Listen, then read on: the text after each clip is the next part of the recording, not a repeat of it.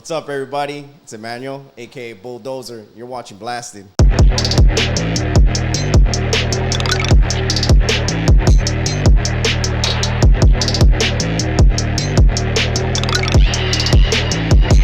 It's a genocide. I grew up in Anaheim, Orange County, near Disneyland, the west side. What high school did you go to? Actually, I didn't go to high school. So I did junior high in Orangeview Junior High, and then from there I started going to jail. So it was quite of a hiccup between high school and adulthood. So high school wasn't a priority because I was too busy trying to survive, honestly. Grew up in a very toxic environment. So like any teenager, try to get away from the house. And I wasn't necessarily prioritized in the family. So with that being said, I was just out in the streets running around. What were you into as a young adult? Skateboarding and stealing bikes, trying to make money. Let's talk a little bit about that. Yeah, bro. That's what I was doing at a young age, bro. I was in the streets and I was trying to get fresh, bro. I was trying to buy some hats, and just trying to buy clothes and skateboarding and just doing what I was doing as a kid, man. And I think that's what sparked the interest for graffiti and art in general. How did you get introduced into graffiti? Funny story, bro. I was in a continuation school. So for high school, that's what I was doing. I was at a continuation school. I tried to get back in, and I got introduced to a couple of people who had the same interest, and one of them being graffiti. I didn't know nothing about graffiti at the time, but skateboarding and went hand in hand. So that's how I got introduced to graffiti. What name were you writing? Has it always been Bully? No, actually, Bully has nothing to do with, it wasn't associated with graffiti at the time. I was writing, just nicknames that I came up with. I think one of them being Cash, and then a couple other names like Anchor and just names that I try to mess around with letters, trying to see what would flow better. So my first eye for art was not the graffiti. It was definitely in 3rd or 4th grade. I still remember that. I've told some people this story. I was going to buy a pencil from the 25-cent machine back in the day. I don't think they do that anymore, and I seen a drawing hung up in the counselor's office, and it was like a police scene. It was a police scene of like a bank robbery or something, and I thought, man, that was the most coolest thing I've ever seen, and I wanted to learn about it. So that was the first time I caught eye. And from then on, I got my hands on a catalog called the CCS catalog. And from there, I tried to mimic the logos like Spitfire, Pig, Bearing, Speed Demon. I tried mimicking and drawing, and that was really the first step into art. How was it growing up in Anaheim? I grew up in Anaheim, bouncing around a lot. My parents were, immigrants like most of us. So they weren't necessarily stable, finding a place to get in where they fit in, I guess. So I grew up in different neighborhoods in Anaheim throughout the west side. The most recent memory that I have would be growing up on Ariel, a predominant Latino neighborhood, gang infested, and neighboring a black neighborhood as well. So it was a struggle trying to, dodge joining a gang. That's interesting, growing up in an environment like that, because you pretty much, right from the get-go, you got to grow up with tough skin. Of course. So with that came a lot of, at that time, came with a lot of insecurity. Insecurity, I'd like to say, because, trying to feel like, you're tough, but at the same time, not trying to fall into the same footsteps of being a gang member. So it definitely messed with my head at that time that I could remember, but it did build a character on how to move in an environment like that. Once you turned 18, what was your mindset? Survival. Survival, bro. Yeah, I was homeless at that time. So my mom left at 17. She went back to Mexico. Circumstances led her to leave. So at 18, my mind was survival, racking everything I could to stay alive, bro. Did you ever try to like maybe get like a normal job? Plenty of times, yeah. But I feel like at that time, speaking on 17, 18, 19, I think my mind was still too immature. I was out just having fun. I don't know if it was because I was trying to distract myself from the fact that I had nowhere to go, or just having a strong male figure to let me know, this is what it is. And if you don't prepare for life now, it's just going to go downhill really, really fast. And that's what it was. I didn't grow up with necessarily a father figure. So I feel like that was what was missing at that time. Pretty much just a kid running his own life. And you're a father now. I'm a father now of 3 beautiful boys. I tell this to myself all the time. Everything that I went through, the experiences I went through and the hardships and all, I feel like it was for a purpose. And now that I have my own, I know why I went through it. I do educate my kids. I'm very strict, but I'm not an asshole to them either. I'm only strict because I know what a male, at least for me, what I was missing was structure and discipline. Discipline meaning psychological discipline where I don't need to physically harm my kids in order for them to follow instructions. So, yes, I believe I went through those things, and they're helping me now with my children because my children, I can go to a restaurant and they know they're well behaved. I can take them to someone else's house, they're well behaved. And they kind of know. It's like embarrassing for them now, they know. Let's talk a little bit of how you came across tattooing. Tattooing, man. Beautiful journey. Tattooing, man, I should have been doing this a long time ago, to be honest with you. But everything a su tiempo, como decimos. And I felt like it was a lot of, before tattooing, I felt like it was a lot of self-preparation mentally. A lot of ego death that I had to go through. Like I said, coming from a homeless environment, I had to put on this shield, this fake front that, nothing phases me. But I had to go through an ego death before I could take tattooing as serious as I take it now and be grateful for it. So I came across tattooing in LA County Jail 2019. I'm a late bloomer, but I'm thankful that it happened the way it happened. I kind of always drew, just being in and out of jail, I always drew for survival. It was a survival thing to buy hygiene, food, whatever the case may be. But in 2019, something changed when this paisano, I forget his name, and I feel horrible because he's the one who kind of pushed me to it. He knew how to pick through somebody else, but he didn't know how to pick, meaning tattoo hand poke. He taught me how to make the instruments, and he taught me how to make the ink. And since I already knew how to draw, he trusted me to work on him, pretty much just use them as fake skin to practice. I did that for 3 months, and I saw results quickly. And I continued doing that for about a year until I finally felt like I was able to charge people.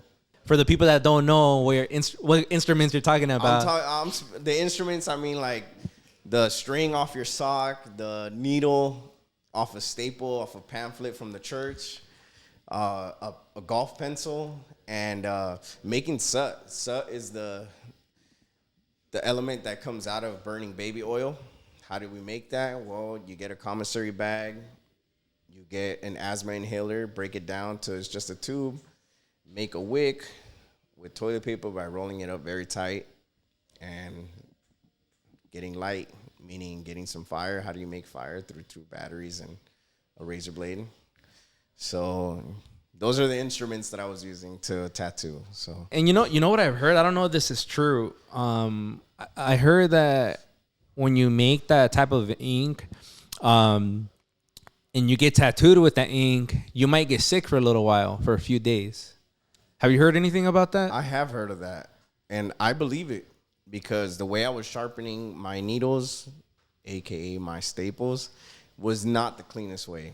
You know, I was rubbing it with an eraser on the ground till I got a point, and then from there, you know, I would sterilize it using the cleaners they would give us, and you know, so I believe it. I believe it. I have had some people have like excessive swelling, but nonetheless, it healed nice. So you were also making machines? I didn't necessarily make machines. I was making my picks in county. And when I did get my hands on a machine, was in county at the end of my term before I went upstate. And then when I got upstate, of course, there was already machines there. So this last term, I only did 18 months. But before that, I mean, it was a constant revolving door. I was trapped in the system, bro.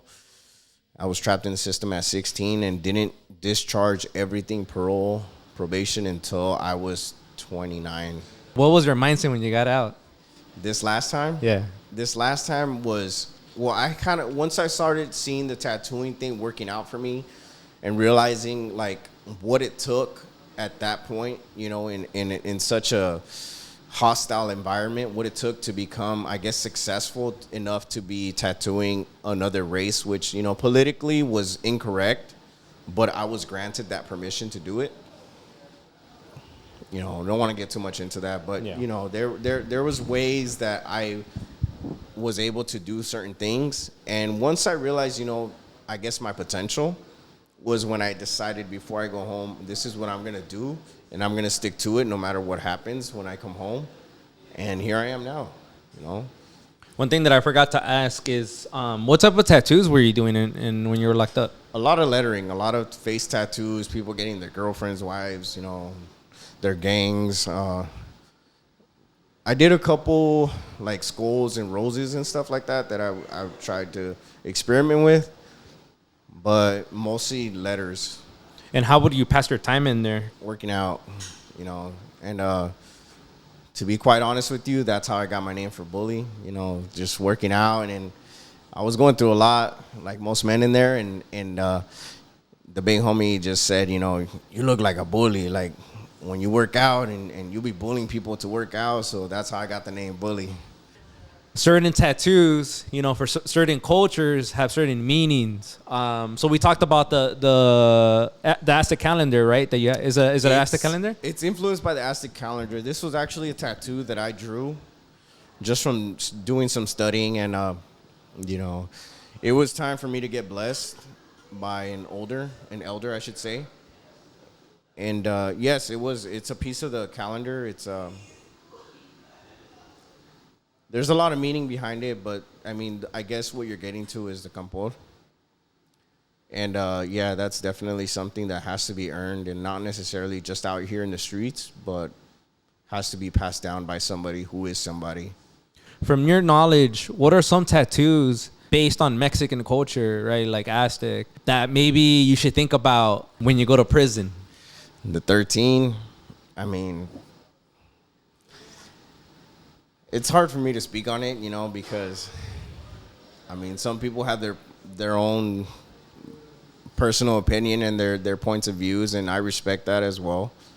But, I mean, this is a lifestyle that like I said, you know, at 16 until I'm 29, and it was just something that was kind of embedded in my head, and, you know, if you know, you know, and if you don't, you'll find out.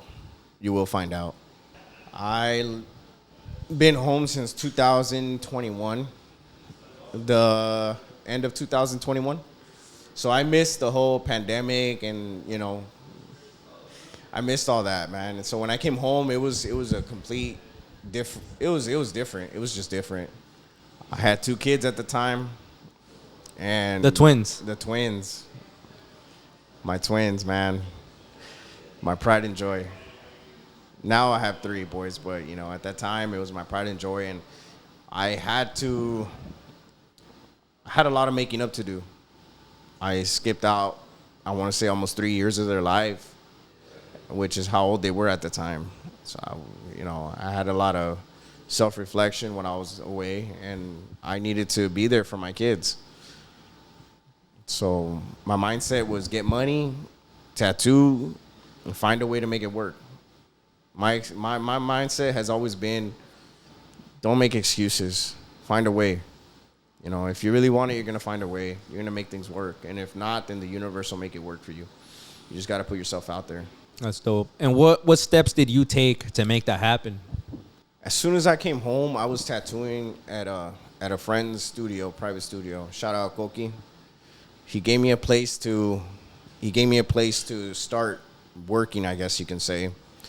And he didn't really tattoo. He did his art thing, but it wasn't necessarily tattooing. So it was full-fledged just me trying to figure this out from what I knew from prison and being instructed by older homies who were tattoo artists in the street, but now they're doing life. You're starting to tattoo, right? You're starting to take it more serious. Were you using a coil machine? Were you using a rotary? I was using coil. So let me backtrack a little bit. I tried taking an apprenticeship before my incarceration with an artist named Arte de Guerra on Instagram. Shout out Artie.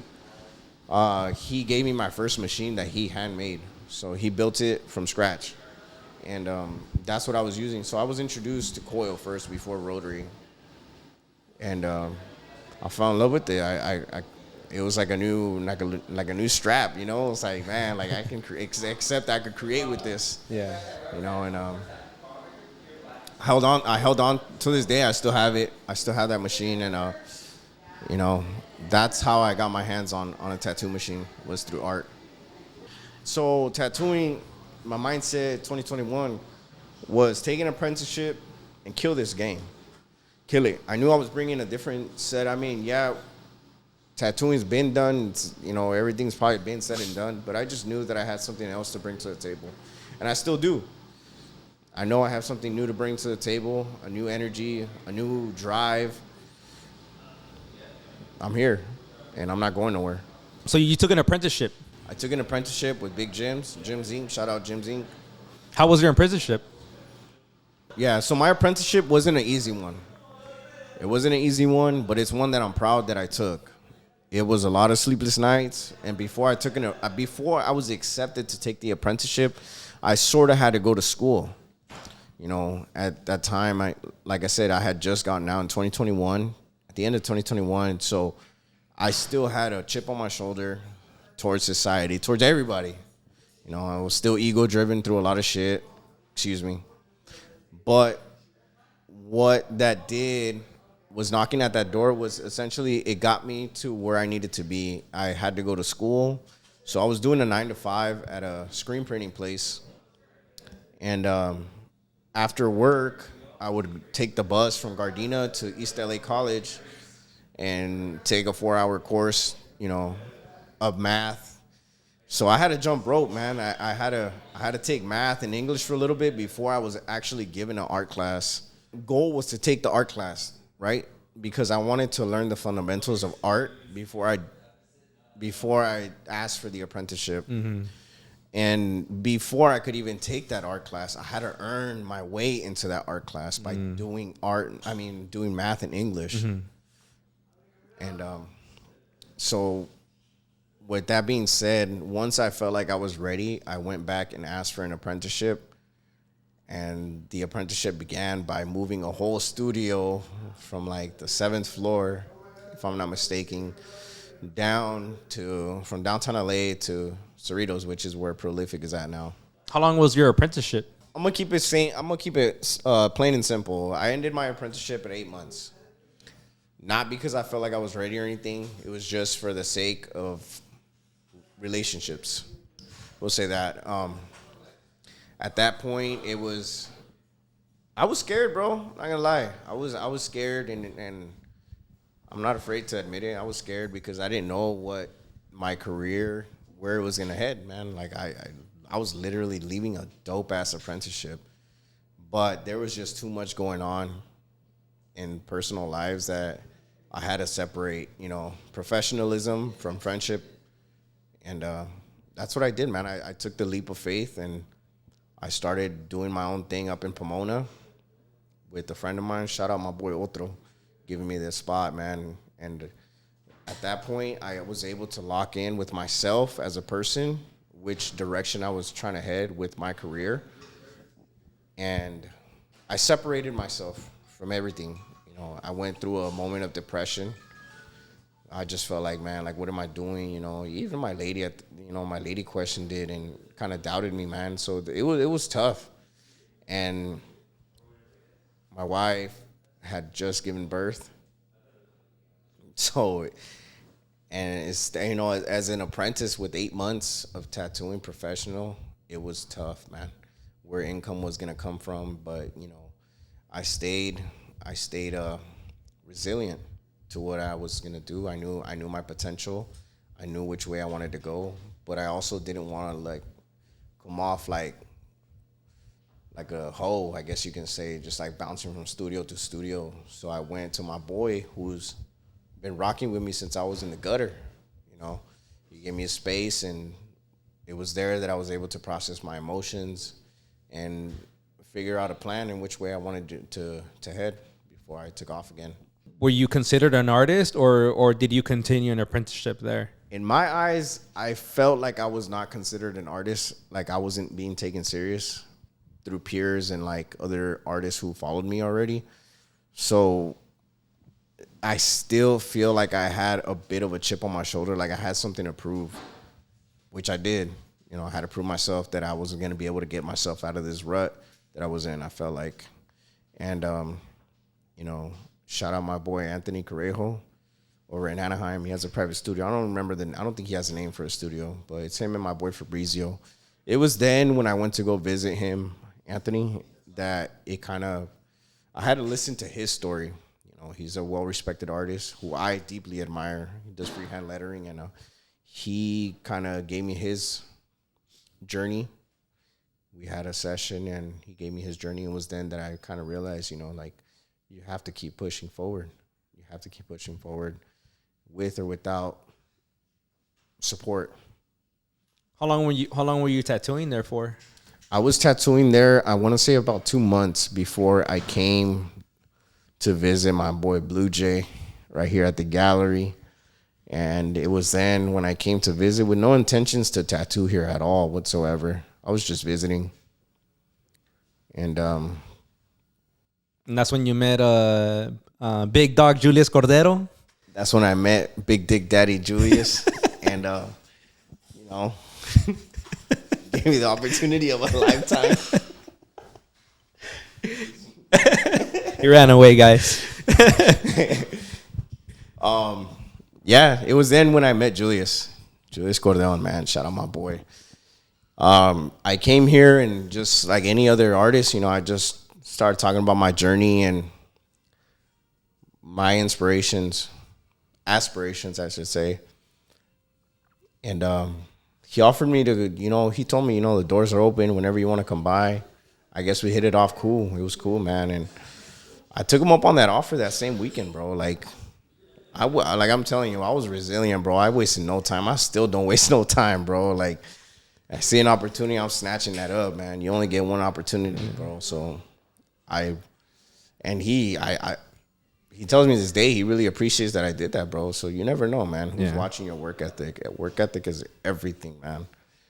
He gave me that shot, bro. I pulled up. I told him, hey, man, like, I need somewhere to draw. I have these shirts I'm about to make.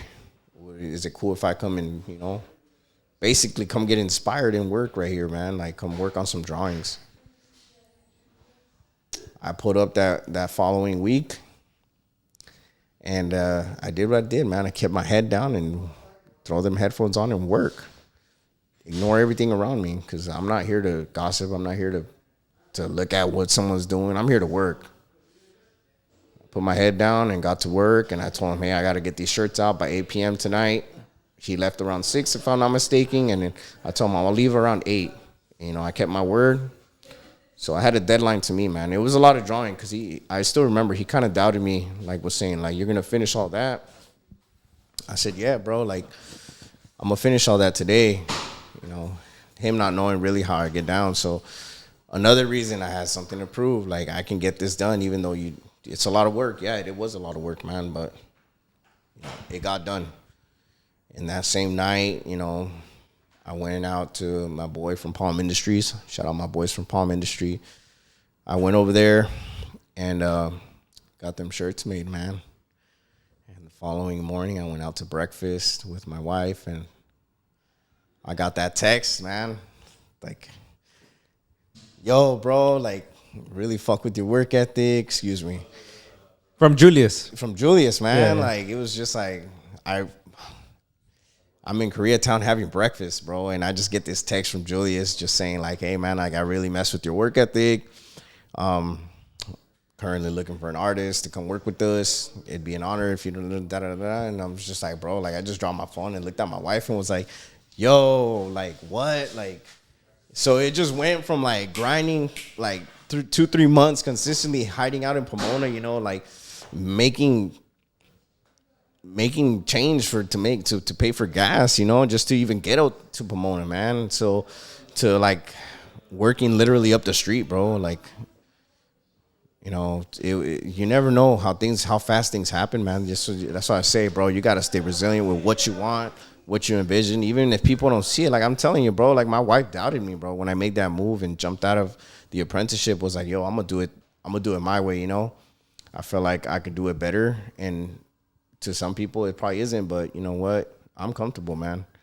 And when I'm not comfortable, I'm doing something to get uncomfortable, because that's the only way you're gonna grow. Straight up. That's dope, bro. Hells yeah. Very inspiring, bro. Very inspiring, because, you know, it's not easy.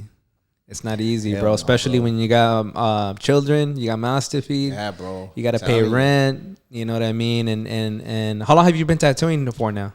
I'm going on 3 years or I left August, September. I don't even know, bro. Like, I always tell people 2 years professionally, but bro, I don't even care, bro. I'm just learning every day.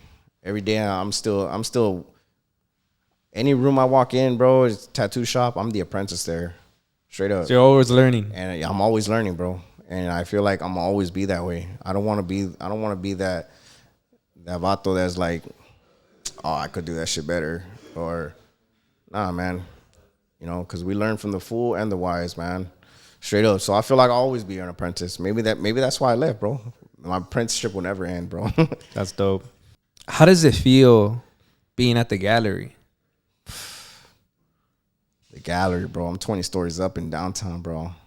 In a penthouse. In a penthouse, a private penthouse, With bro. heavy hitters. With heavy hitters, bro. How does that feel?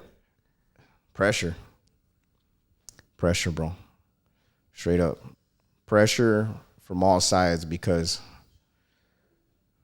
there's an etiquette to upkeep. There's the criteria. I feel like, you know, to be here, man, you really got to earn your spot. And it's not that I feel that way, like, from, you know, colleagues or anything. That's just pressure that I put on myself. Like I told you, man, I come from being homeless, bro. So to be in a position like this, to be able to be like, yeah, I have the keys to a place like this, bro. It's like I hold myself up to a higher standard more than I've ever have, you know. And it'd be like that if I was in a studio in a walk-in shop anyways. But it's just like being in this environment, bro, it's an honor. It's an honor. It's humbling, because I look down, and I'm not saying I look down on people like with my head up. I look down when I'm outside in the balcony, bro, and I realize, like, man, I used to be that dude walking on the sidewalk without direction in life, or hopping on the bus. I still hop on the bus, you know, and I hop on the bus. That's just a reminder to keep myself humble, straight up. I'm not better than anyone because I'm here. I'm not better than anyone, but I know how blessed I am. What is your mindset now? Get my family in a better position where we can take hits from life and we're okay. So you wake up now. How's life for you? Stressful. Stressful, bro. I mean, it looks good. It looks good on Instagram. It looks good, you know. But, you know, what's that song say? More money, more problems. Yeah. Straight up, bro. I feel like, man, everything I make is just to pay what I'm, what I do. But I'm blessed, bro. Like I said, man, it's a blessing to wake up and know that I can walk into that shop whenever I have an appointment, or not even when I want to, because sometimes I don't want to come in early. But that's that discipline, you know. And what is your focus now when it comes to tattooing? What do you want to focus on? I want to focus on more originality. I don't want to follow the crowd. I'm gonna keep going against the grain. Like I said, it's super early on in my career, but if there's a category that I would put myself in, I guess, but this is not boxing myself in, so don't just. But I do want to focus on more cultura, that being my prison background, understanding it, living it. You know, I stay in South Central now, so I really kind of have a grip on what it comes, like what it derives from, the loyalty, the pride, the respect that comes with it. Cultura, more texture work. Anything that has texture, bro, that's all me, bro. More freehand stuff too. And so for the people that don't understand what cultura means, what does cultura mean? Cultura means like a heritage or culture, something that's held sacredly, so it could be American too. I mean, it could be like Viking stuff, German stuff, like anything that represents culture, your culture, my culture. I'm for it, man. I'm for it. And you're a black and gray artist, right? Correct. I'm a black and gray realism artist with a heavy graffiti background. And I know as an artist, it's always going to change. You're always going to grow as an artist. What other type of styles maybe would you consider to try? Sacred geometry. Sacred geometry, bro. That was something like before I decided I wanted to do cultura. That was something that really intrigued me, was sacred geometry. But I feel like for me to do that, bro, I would definitely have to dive into some books before I actually start doing it. I don't want to be a poser. I don't want to be like, I don't want to tattoo something I don't know jack squat about and just be like, yeah, it looks nice. It looks nice, but do you know what it means? Mm-hmm. Yeah. What's some advice that you would give to the younger generation in general? It could be, just someone that maybe wants to become a tattoo artist, or just someone that's growing up in life. First things first, seek an apprenticeship. Seek an apprenticeship. Do it the right way. And if you're trying to come up in life, seek an apprenticeship. Seek a mentor. Somebody who has it together, or you might think has it together. Someone who's just in a better position. And that goes through, that goes throughout anything. Straight up. In order to get better, seek knowledge from someone who's better. And that goes to show you, like, you really want it. Like I said, man, like I told you earlier off camera, if you want something in life, bro, you put it out into the universe will respond.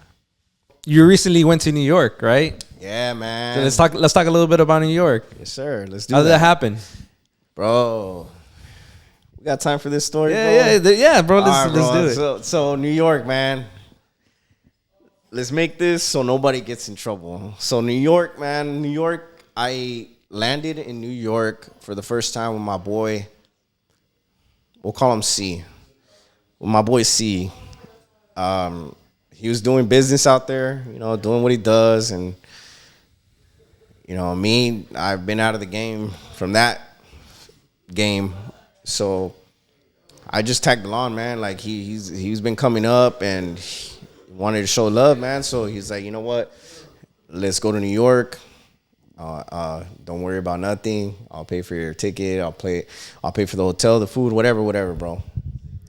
And this is during my apprenticeship, bro. And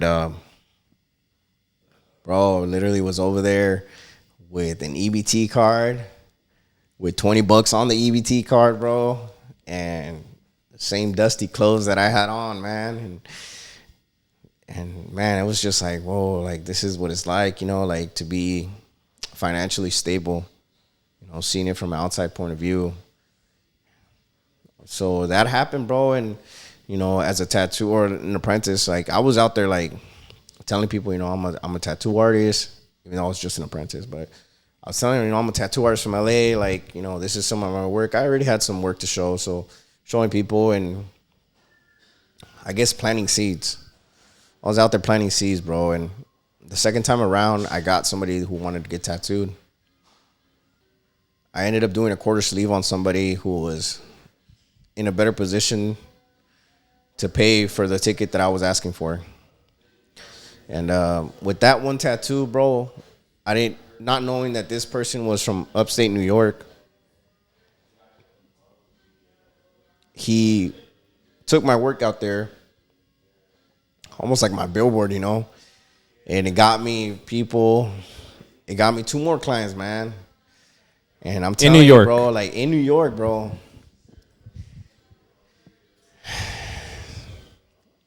So that was a blessing, bro. So you never know, man. Like I just put my work in, put biggest to the smallest tattoo, man, and do the best that I can, bro.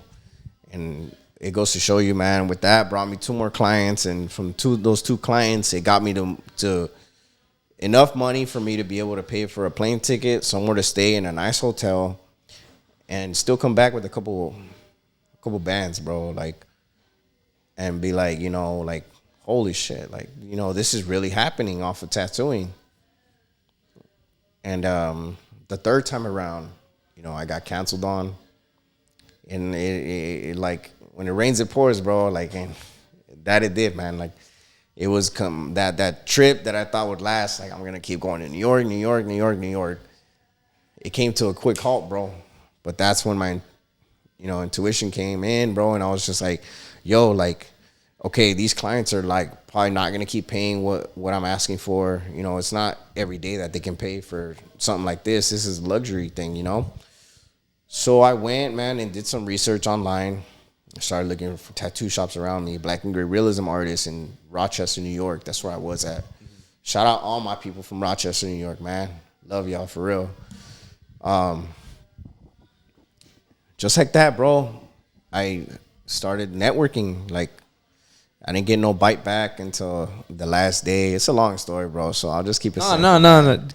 I like this story. You like this story? I like this story. Right, and for you guys, I already heard this story, but, I think it's very important, and it's very, it inspires, man, to hear this story. I hope it does, bro, because, some people might like, oh, this would knock it off. This is what it is, bro, and, social media may make it seem like it's so fucking like easy, bro. It's not, bro.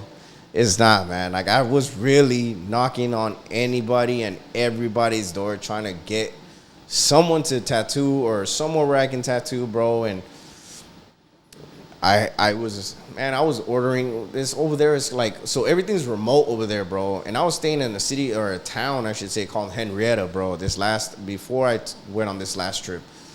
And out there, bro, there's no excuse my language, there's no buses that you can just be like, oh, I'm about to take the MTA 460, or I'm gonna take, it's not like that, bro. No, everything is so far apart, bro. But like I said, I researched, I found a way, so I had to order a bus. It's like those handicap buses. Yeah, I had to order a bus, bro, and schedule it, and then take it to the nearest mall. And then from there, take another bus into downtown Rochester, man. And from there, it was game, bro. It was like almost like I was homeless again. I was like, yo, survival mode. Like, where I'm about to go, Mm-hmm. Trying to figure this out, bro. And I'm hitting up studios, like I said, bro, and nothing, man. I got to spray paint, like over there. I spray painted. I'll tell you this now. I spray painted, bro, because I had to remind myself who I was, how strong I was, and how slick I was when I would do stuff like that, bro. So it was just like a snapback of like, you got this, you're okay, without trying to panic, like, dude, I'm about to go back to LA with no money. I invested all. Oh, by the way, I didn't have money, bro. It'd be kind of embarrassing, bro, but hey, bro, I had to get a hotel, bro, through Klarna, man. I had to book a hotel that even when I came back, I was still paying off that hotel, bro. Like I'm telling you, bro. I put all my chips into this trip, bro. And no one really knows that, bro. Like, you know, but there's no shame on that, bro. It just goes to show you guys, man. Like, if you really want it, bro, you got to be resilient about it, and it'll work out. I threw in all my chips not knowing, like, man, I'm about to lose money. When I come back, I'm not even going to have enough for rent for the studio or my crib. And on the last day, bro, I wasn't getting no bite back. On the last day of that trip, bro, I checked out of my hotel early, not knowing that I had checked out of my hotel early. So they just hit me like, oh, yeah, you got to check out tomorrow. Bro, this was on a Tuesday. My flight wasn't until Wednesday morning. So I ordered a bus to downtown or to the mall, took the bus to downtown, and then took it to the airport, bro. A whole 16 hours before my flight, man. I'm pushing with my luggage, my backpack, and a bucket of spray paint, bro. I'm in the airport looking like a goofy. Yeah, man. And I'm telling you, bro, like I'm trying to. And to top it off, I'm flying back with Spirit, bro. Spirit, they was not having it, bro. They didn't want to check in my bag. They're like, it's too early. You can't check in yet, yada, yada, yada. Bro, I even went and I knocked at the sheriff's booth at the airport in Rochester, bro. And I'm like, yo, is there any way that I could leave this here until tomorrow morning? Spirit, I'm trying to, can't do it. Yo, I'm like, damn. I'm calling my lady. I'm stressing out. I'm like, yo, like, I guess I'm just gonna hang out here, you know, or take the bus from the airport back into downtown Rochester and see what kind of travesura I can get into, you know. And by the grace of God, bro, the Ink Cartel calls me. That's the studio I've been working at lately. The Ink Cartel calls me back, or they hit me back, and they're telling me, yeah, Austin, the head artist, would like to meet with you, but this isn't until Thursday that they want to meet, bro. I'm telling you, it's Tuesday, man. So I'm like, damn, what am I gonna do? Like, yo, like, and I'm just like, man, quick thinking. I'm just like, yo, I highly appreciate the offer. Unfortunately, my flight is tomorrow morning, but if anything, I would love to meet with you guys next time I come back out here. In my head, I'm like, dog, I don't even know if I'm gonna come back out here anymore, you know? Bro hits me back up. He's like, he said, just come by today. Man, I said, say less, bro. Hopped on that bus from the airport into downtown Rochester, bro. And when I get there, bro, I'm still like lost. I don't know. I'm pushing with my luggage, my backpack, and a bucket in a hot ass sun, bro. Looking for this studio. I go to the wrong address, bro, and I'm crossing the street, bro, with all this stuff, man. Cars are looking at me like, what's up with this fool? This fool's homeless or what, you know? I'm pushing and I'm sweating, and I still have videos, man. It's on my IG. Like, if you really look at that video from my first trip, bro, like, you could see I'm right there in the window, like, at the door, like the homeless kid who knocked, you know, and was, like, let in, man. And when I met Austin, bro, it was like I seen an angel, bro. Straight up. It sounds corny, but, man, like, it just felt so genuine, bro. It felt genuine. It felt real. It felt welcoming, bro. It felt like I was home, man. And I even told him, bro, like, I say this all the time, bro, and I'll say it, you know, because there's a lot of people who's watching who never heard this story. But I told him, bro, like, man, like, I wanted to cry, bro, like, out of tears of joy, man. Like, I felt like everything was just, like, I lost money, like, it was like, almost felt like it was a waste of time, you know? But it wasn't, bro. It was the biggest blessing. I want to say probably one of the biggest blessings this year, man. Like, how many people can say, like, they have a studio that they can go to in New York, bro? Like, not a lot of people. Without being established, you know? There's a lot of cats out here, yeah, like, they go out there, like, they're dope. They've been doing it for years, but, bro, I'm telling you, this is probably my first or second year as a professional tattoo artist. Like, there's no guidelines, bro. I'm out there really just looking for it, you know? And who feels my energy and feels my vibe, bro, they're gonna, you know, we're gonna grow together. But essentially, that's all I'm doing, man. Like, I'm looking for people to grow with. And if you're on that hater tip or feel like I'm showing off, then it's not for you. It's not for you, bro. There's something inside of you that you need to work on, bro. Straight up. You know, because everybody has the same 24 hours in the day. You met Austin. Correct. Let's talk about that day. That's my boy, man. Shout out to Austin. What's his Instagram? Austin Tattooer. Austin the Tattooer. This is a necklace he gave me, bro. He gave it to me on the last trip, bro, and he blessed it, man. And I wear it on me, bro. Just telling you, man. So Austin the Tattooer on Instagram, you can follow him, check him out, man. He's in Rochester, New York, the owner of the Ink Cartel. And Austin, great person, bro. He opened the doors, and he got me. He booked someone for me, man.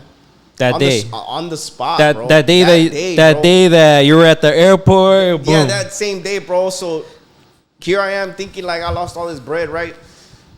Bro, it's like, I know someone that would, with your style. I'm like, really? And in my head, I'm like, maybe he's just throwing smoke up my ass or whatever, you know? Like, within 3 hours, his boy pulls up, bro, and I'm there tattooing him all night. And he's telling me, bro, just stay here or we'll keep working, and then we'll take you to the airport in the morning. I'm there tattooing him all afternoon, all evening, all night till 4 in the morning, bro. And then they take me after, like, it was like, all right, I have to go. Like, I'm about to miss my flight. Bro, they dropped me off at the airport and sent me off with some bread, bro. And then we kind of established something. It was like, yeah, like, you should come back out.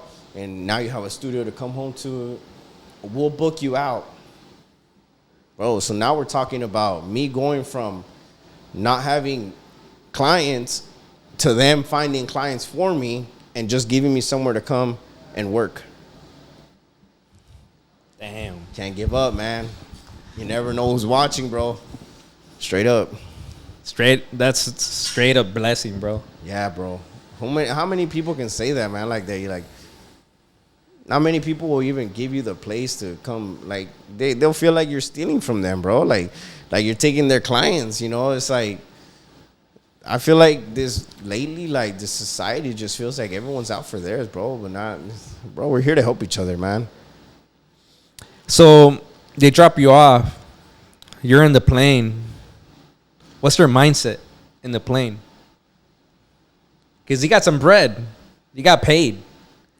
Yeah. After all that struggle that you just went through. My mindset is make shirts. Invested in something. You know, all bullshit aside, bro. I felt like God was talking to me. You know, God talks in mysterious ways, bro, and he won't talk to you directly, but he will give you signs. You know, and all I can say, bro, is God. God has been here with me, bro. There's many of times where I've felt his presence with me, bro, and it was those times where stuff felt scary that, you know, until now I feel like I could talk about it publicly and it doesn't sound like I'm bragging or anything, bro. And it's just like, bro, how do things happen like that, you know? It doesn't happen for everybody. It doesn't happen for everybody, homie. It's just, it's a blessing, man, and I don't take it for granted. And to be honest with you, bro, I don't want to do nothing but share it with people who, in my eyes, I see working hard for it, or like, because not everything is supposed to be given. You know, you have to know the price of things to appreciate things. Very true. I agree with you 100%. So he tells you, hey, you know, I'll get you some clients. Yeah, Pull up. Right? So you went. This is your third time in New York. This is my fourth time. Fourth time. So my fourth time last week, man, this trip was jam-packed, bro. This was like nothing I've ever experienced in my life. I ate Jamaican food when I got off the plane. I had Cuban food. I had tattoos back to back to back. That was the busiest I've ever been in my career, bro. And, you know, and people are paying top dollar, man. Like, here's this guy. I don't want to say top dollar because some people, it's just on how you look at it. You know, it's not about the money, too, it's right? Not. It's definitely not. It's a blessing to even be able to be like, I'm coming, I'm working, and that's all I know I'm doing is I'm working. To the point that I'm losing sleep. So I got to shoot guns. That was the first time for me, bro. You went to go spray paint as well? I went to spray paint. I spray painted, and I haven't spray painted that much consistently in years, bro. So it was a whole new experience, man. It was, it was dope. That's crazy, man, that how things happen. Right? You know? That one time in New York, you're struggling. But how my question too that I didn't ask is, did you reach out? How did you reach out to that shop that Austin's at? By looking up black and gray realism artists in Rochester, New York. So finding my crowd. He's a black and gray. He's a black and gray artist, okay. And he may not be the dopest in the city because he says that. I think he's the dopest as a person in general, but he is tattooing public figures like sheriffs, top dogs. He's tattooing people who have a big influence and a big pull. So he's well respected in the city by public figures. Shout out to Austin. Shout out to my boy Austin, man. Love you, bro. Serio. So what's next for you, Bully? What's next? What's next for the bulldozer? The bulldozer, man. You know what we're doing next, bro? Sasuke, we're gonna go plant some more seeds, bro. I'm thinking about hitting another state, bro. Hacia la brava, bro. And just trying to get in where I fit in, bro. I feel like, that's what you have to do. Social media can only get you so far. It's the same repeated styles, same stuff. Like, how many Aztec calendars can you do? Who are you as a person that makes me want to get tattooed by you? Yeah. That's the question now. 2025, bro. Anybody and everybody's tattooing. Mm-hmm. How are you gonna stand out? Mm-hmm. I know how I'm gonna do it. Do you? I'm gonna be myself. Can nobody be you? Can nobody be me? And I feel like that's real is coming back, bro. I made this channel in the mindset of inspiring people. For people to tell their stories.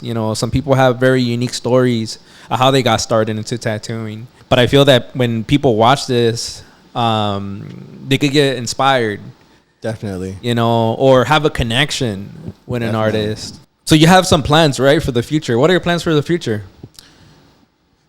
Off top, bro, keep growing as a person. Keep digging inside myself to find the best version of myself. I said that at the beginning of the year, and that's what I'm going to continue doing, man. Finding my own crowd. What do I mean by that? I feel like just finding genuine people and continue building with that. Tattooing, as far as tattooing, I feel like I want to shadow a couple great artists off top of my head. I want to shout out Boha. Shout out to my boy Boha. Yeah, I feel like I get inspiration from Homeboy. I think he's a dope artist. Boha's sick, bro. Yeah, man. He gets down, bro. There's a couple other artists. Angel Reynosa out in San Diego and Tejas. Dope, man. He just started following too. Inspiring, man. There's a lot of heavy hitters who are watching, bro. Like I said, bro, you never know who's watching, and there's just, it may sound corny, however you look at it, bro. I get inspired from the greats. Learning. I want to keep learning more about tattooing as a culture as a whole. Like where it came from, as far as like pioneers. Keep digging my nose in that. Earlier you mentioned that you want to do a giveaway. I do actually, man. Like, I'm hoping that this, with this interview, people get to know who they're gonna get tattooed by. Your boy. I would like to use this as an opportunity to do a giveaway. People sharing this interview, liking, commenting, sharing, tagging, making sure they follow Blasted Network and myself at TATTOOBULLY, and then for a chance to win a free full day session, 8 to 12 hours, whatever you want. Yeah, serio. I do this for a passion, bro.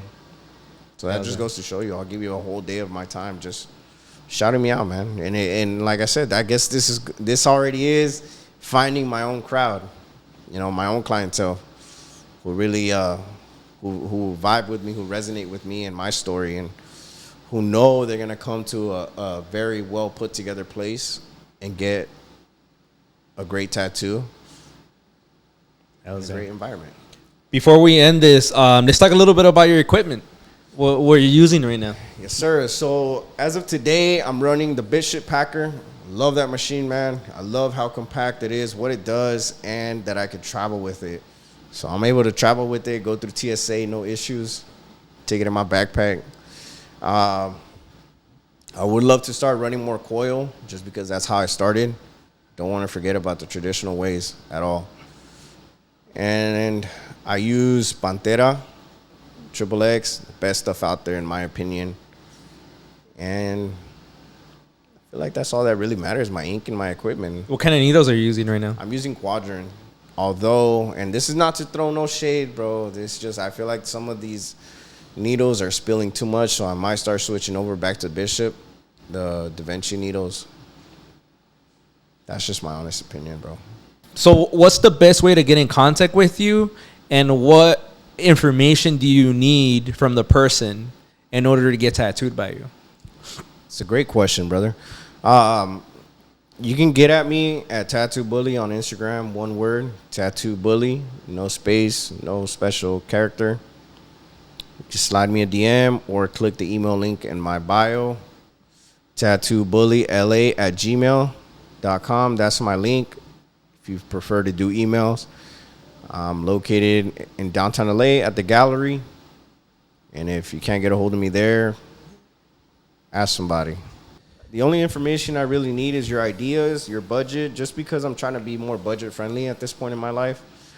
I understand, times are tough for some people out there, man. And tattooing is a luxury, but I do want to be able to reach out to as many people as I can. So I am working with people's budgets. Give me your name, a date, your ideas, your references, and your budget, and we'll get situated.